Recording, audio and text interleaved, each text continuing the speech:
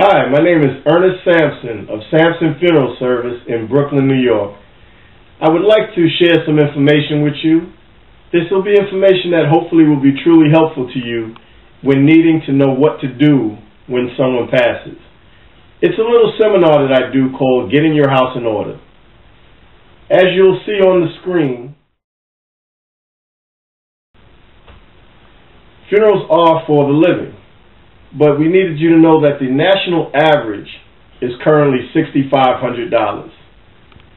The average grave in New York City, just the average grave, is $5,000. So we require that at least a minimum of $10,000 in life insurance would be definitely the minimum required amount. So if you can do a minimum of $10,000, that would be great.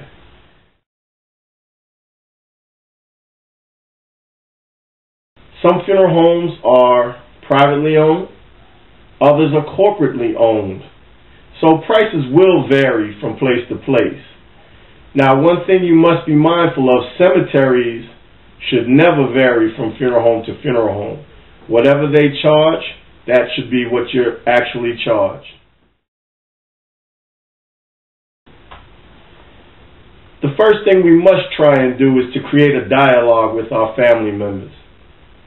We need to know if they would like to have a burial, a cremation, or there's a new process called gemmification, which is actually having your loved one turned into a diamond. Very pricey, but yet still an option. You need to find out if they would like to have their service in state, out of state, or even in the country or out of the country. These are the type of dialogue you need to communicate with your family. We need to know the location of all the important documents. Important documents such as bank accounts, investment accounts, life insurance policies, union and or work benefits, if there is a will, if you have any power of attorney documents, and any health care proxies. You need to centralize all of these documents and also make a note of their account numbers. And it's a wise thing to make duplicates of all these documents and put them in two different places for the mishap that possibly one can get destroyed. You'll always have another set.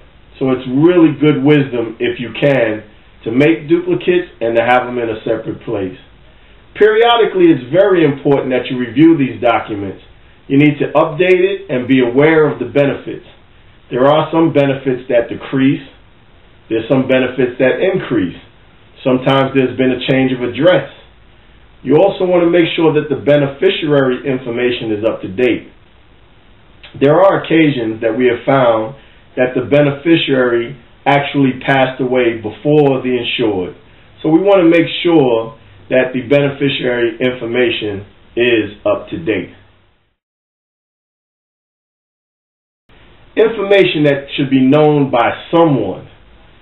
We need to know the person's real legal name, their city and state and country of birth, their date of birth, the father's name, the mother's name with her maiden name, what the person's educational level is, the highest grade that they completed, the social security number, and their occupation, and place of last employment, their real legal marital status.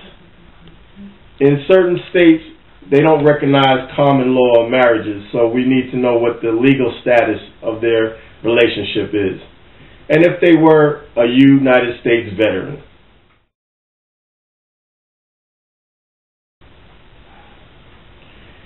Now I'd like to talk about what to do when someone actually does die.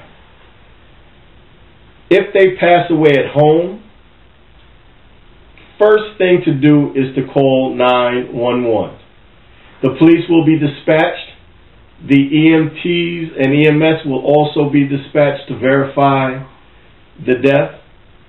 And then the chief medical examiner here in New York will decide if they will accept the case or if they'll release it based on the information that has been given to the family to call the funeral home of their choice. So that is the steps to take when someone passes away at home. Remember, call 911 first. If they pass away at a hospital and or a nursing home, you will be advised just to call the funeral home of your choice. And of course, we are available.